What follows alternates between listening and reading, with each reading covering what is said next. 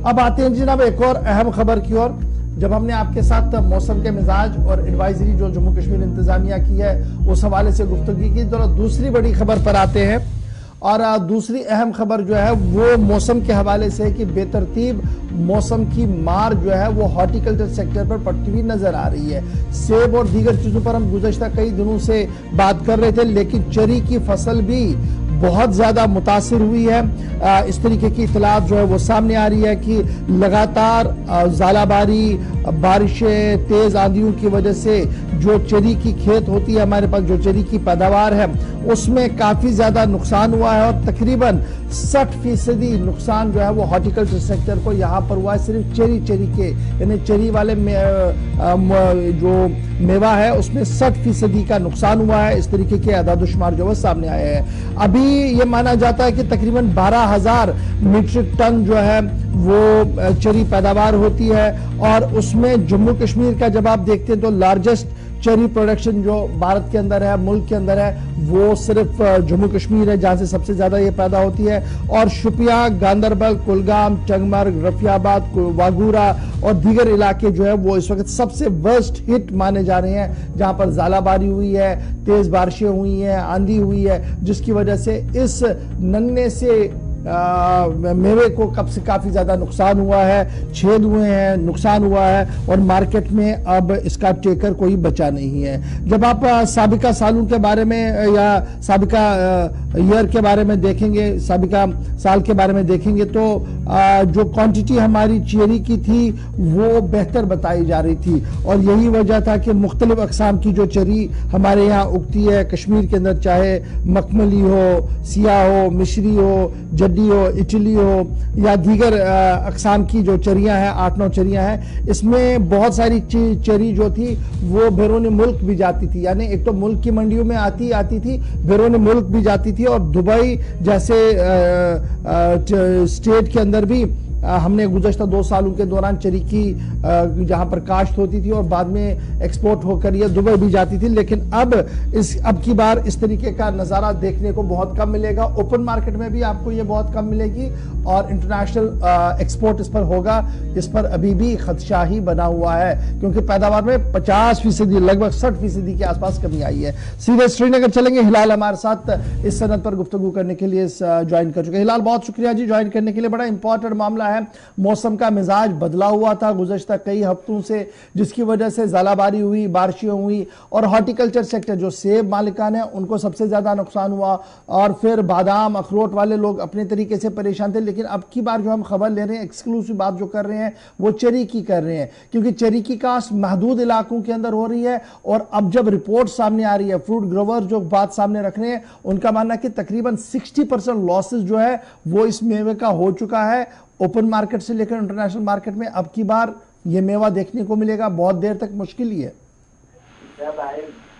देखिए जौहर, जब हम चेरी की बात करते हैं, ये इस कश्मीर के अंदर सीजन का पहला फ्रूट भी होता है। और इस हवाले से चेरी जो कि पूरे मुल्क के अंदर 95% जो प्रोडक्शन है वो सिर्फ कश्मीर वैली से होती है। तो इस तरह से फ्रूट्स की प्रोडक्शन के अंदर इसकी अलग आइडेंटिटी भी है।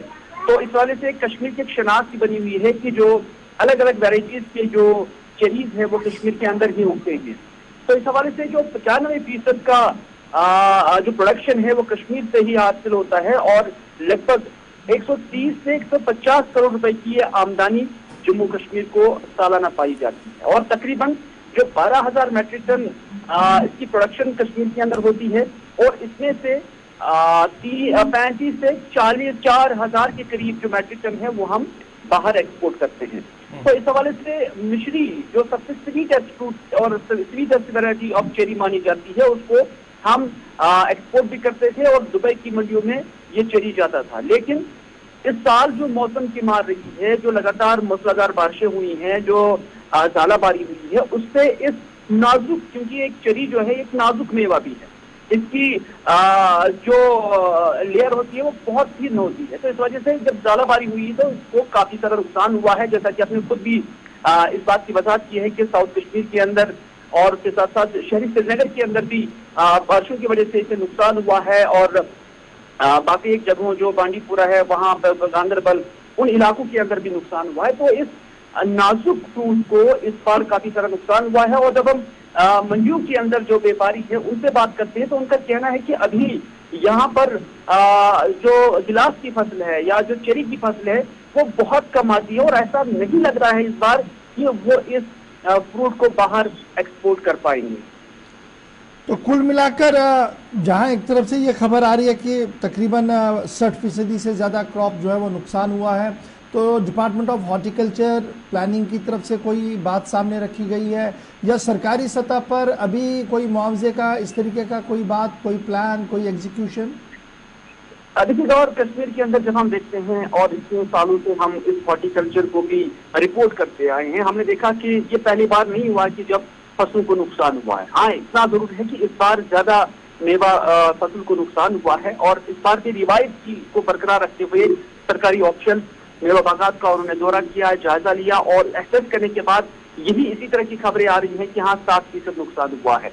लेकिन मुझे बिल्कुल भी यकीन है कि 10% का भी ऐसे लोगों को, ऐसे जिम्मेदारों को मरम्मत नहीं की जाएगी, कोई कंपनसेशन नहीं की जाएगी, क्योंकि ये रस्में रही हैं। जब मालकान के साथ, जमींदारों के साथ हमारी आज तक बात हुई है तो वो सरकार की कंपनसेशन पॉलिसी को लेकर बहुत जो है नेगेटिव अंदाज में ही बात करते हैं और काफी नाराज भी दिख रहे हैं। तो इस तरह से इस बार भी हमने अल्लाह पर ही छोड़ दिया। लेकिन इतना जरूर है कि बाकी जो अभी सनत बची है, चाहे नाशपाती है, चाहे सेब है, जो कि बड़ी इंडस्ट्री है, उसको कैसे संवारा जाए, उसको कैसे चीज रखा जाए, कौन से अद्वियात इस्तेमाल करने हैं, उस पर हमने डिपार्टमेंट से सलाह मशवरे का जरूर जो है इस हवाले से गुजारिश रखी है। बहुत शुक्रिया हिलाल हमारे साथ ज्वाइन करने के लिए। फिलहाल बड़ी खबर यह है कि सीजन का पहला मेवा तबाही के दहाने पर 60% से ज़्यादा मेवा तबाह हो गया है। बैनुल-अक़वामी मंडी में यह आएगा कहना मुश्किल है, लेकिन मकामी मंडियों में यानी श्रीनगर से लेकर दिल्ली, दिल्ली से लेकर मुंबई, चेन्नई और दीगर मंडियों में जिस तरीके से इस मेवे को हम देखते थे, इस बार पैदावार कम